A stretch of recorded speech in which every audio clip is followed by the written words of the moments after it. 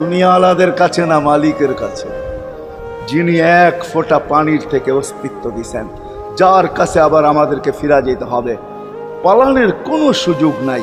এই জন্যই কোরআন আমাদেরকে বোঝায় আইনাল মাফার। আল্লাহ বলতেছে কোথায় ভাগবে তুমি বলো, কোথায় ভাগবে? কবির কথাই সত্য, যদিও নাকি পালাও তুমি আকাশেতে লাগিয়ে সিঁড়ি লাগাও যদি আকাশে চলে যাও, তো আল্লাহ বলে তোমার বাগার কোনো সুযোগ নাই। কেননা ইল্লা বিসুলতান, ওইখানেও আমার রাজত্ব, এইখানেও আমার রাজত্ব,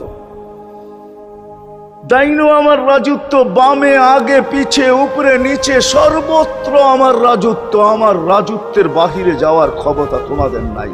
দ্বিতীয় কথা এটো, আইনা আনা মাআকুম আইনা মা কুনতুম, যেখানে যাবে ওইখানে আমি সঙ্গে থাকবো, আমাকে দূর করতে পারবে না। যদি করো তাহলে তুমি